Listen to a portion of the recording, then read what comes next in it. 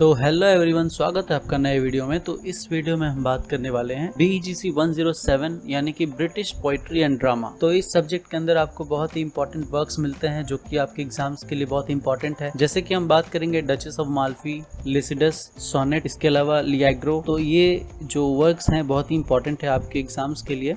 तो आइए हम सबसे पहले इस सब्जेक्ट के जो सिलेबस है उसको डिस्कस कर लेते हैं। तो यहाँ आप देख सकते हैं कि इसके अंदर टोटल 4 ब्लॉक्स मिलते हैं, जिसमें से पहला ब्लॉक जॉन वेबस्टर के बारे में है, फिर जो सेकंड ब्लॉक है वो जॉन मिल्टन के बारे में है, थर्ड ब्लॉक जॉन ड्राइडन के वर्क्स के बारे में है, और जो ब्लॉक 4 है वो अलेक्जेंडर पोप का जो वर्क है the rape of the lock, इसके बारे में आपको पढ़ना है। तो आप इसका स्क्रीनशॉट ले सकते हैं ताकि आपकी एग्जाम्स के प्रिपरेशन के लिए हेल्प मिले। तो आइए हम ब्लॉक वाइज इसको डिस्कस करते हैं। तो ये है हमारा ब्लॉक 1 यानी कि जॉन वेबस्टर के द्वारा लिखी गई जो ड्रामा है डचेस ऑफ माल्फी, इसके बारे में आपको पढ़ना है। तो यूनिट फर्स्ट में हम देखते हैं the Jacobean drama and John Webster and introduction, यानी कि सबसे पहले आपको यहाँ पे द जैकोबियन ड्रामा है उसके बारे में आपको इंट्रोडक्शन मिलता है। इसके अलावा जो जॉन वेबस्टर हैं जो कि ड्रामेटिस्ट और राइटर, इनके बारे में भी आपको एक शॉर्ट इंट्रोडक्शन मिलता है। यूनिट सेकंड हम देखते हैं John Webster the play right and his dramatic art. तो बेसिकली इनका जो एक आर्ट था, ड्रामेटिक आर्ट का जो स्टाइल है, किस तरह से ये लिखते हैं चीजों को, उसके बारे में आपको यहाँ पे जो है चीजें मिलती हैं पढ़ने के लिए। तो यूनिट 3 में आपको मिलता है the duchess of Malfi textual analysis. तो बेसिकली इस ड्रामा के बारे में आपको यहाँ पे पढ़ना है। ये जो ड्रामा है एक ट्रेजेडी है, तो इसके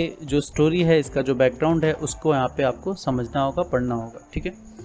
यूनिट 4 में हम देखते हैं the duchess of Malfi character analysis and critical perspective. तो इसके अंदर बहुत सारे कैरेक्टर्स हैं जिसके बारे में आपको अच्छे से नॉलेज लेनी है, उस कैरेक्टर्स को याद रखना है, क्योंकि आपके एग्जाम्स में अक्सर इसके कैरेक्टर्स के बारे में क्वेश्चंस पूछे जाते हैं, ठीक है।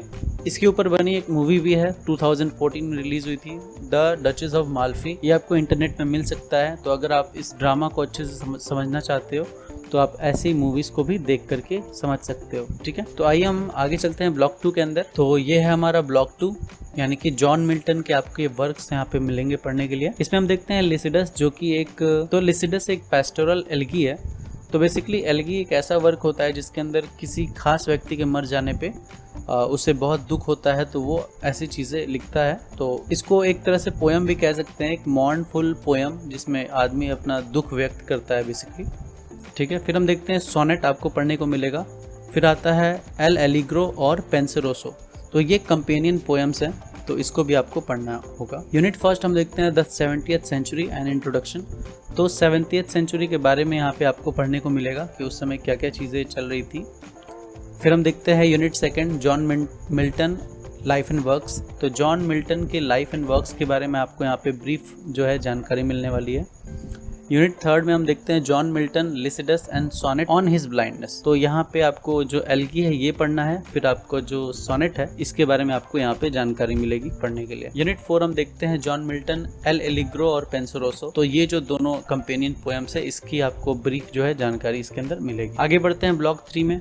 तो ब्लॉक 3 में हम देखते हैं जॉन ड्राइडन के द्वारा लिखी गई सटायरिकल पोएम मैक फ्लेक्नॉय, जो कि राइवलरी के ऊपर लिखी गई है। जैसे कि 70th सेंचुरी के टाइम पे जो पोइटिक स्टाइल थी उस चीज़ को यहाँ पे आप देखेंगे, क्योंकि अलग अलग जो पोइट्स थे एक दूसरे के ऊपर सटायर लिखा करते थे। तो ये उसी तरह का पोएम है मैक फ्लेक्नॉय। इसे आप रेस्टोरेशन टाइम पीरियड का मास्टरपीस भी कह सकते हो, क्योंकि ये उस समय बहुत ही फेमस थी और आज भी हम इसको अच्छे से पढ़ते हैं। यूनिट फर्स्ट में हम देखते हैं John Dryden life and work, यानी कि जॉन ड्राइडन जो पोएट थे उनके लाइफ एंड वर्क को पढ़ना है। यूनिट सेकंड हम देखते हैं मैक फ्लेक्नॉय रीडिंग द पोएम, यानी कि पोएम को आपको रीड करना है इसके अंदर और उसको जानना है। यूनिट थर्ड हम देखते हैं मैक फ्लेक्नॉय समरी एंड एक्सप्लेनेशन। तो जो इसका समरी और एक्सप्लेनेशन है वो आपको यूनिट 3 में देखने को मिलता है। यूनिट 4 हम देखते हैं थीम एंड पोएटिक डिक्शन।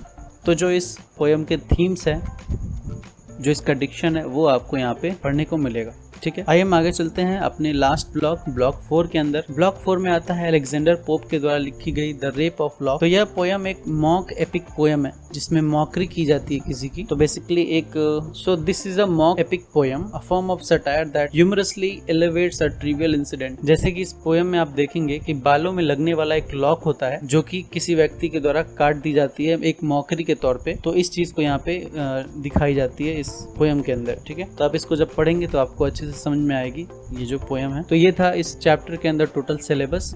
आइए हम कुछ इंपॉर्टेंट क्वेश्चंस और प्रीवियस ईयर क्वेश्चंस जो कि एग्जाम में कई बार पूछे गए हैं उसके बारे में हम डिस्कस कर लेते हैं। तो बेसिकली इस सब्जेक्ट के एग्ज़ाम में 3 तरह के क्वेश्चंस पूछे जाते हैं। पहला होता है शॉर्ट नोट्स वाले क्वेश्चंस, फिर आता है 300 वर्ड्स वाले क्वेश्चंस जो कि 10 नंबर के लिए आते हैं, और फिर आता है लॉन्ग क्वेश्चंस जो कि 500 वर्ड्स में लिखने होते हैं।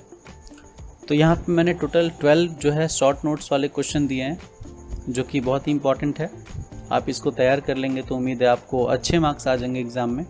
फिर हम देखते हैं 300 वर्ड्स वाले क्वेश्चन जो कि मैंने सेलेक्ट करके टोटल 8 दिए हुए हैं, और इतने काफ़ी हैं मेरे ख्याल से, क्योंकि कई बार इसी से ही क्वेश्चन पूछ लिया। फिर आता है लॉन्ग क्वेश्चंस, तो आइए उसको देख लेते हैं एक बार। तो मैंने टोटल यहाँ पे 15 क्वेश्चंस दिए हैं जो कि लॉन्ग आंसर क्वेश्चंस है।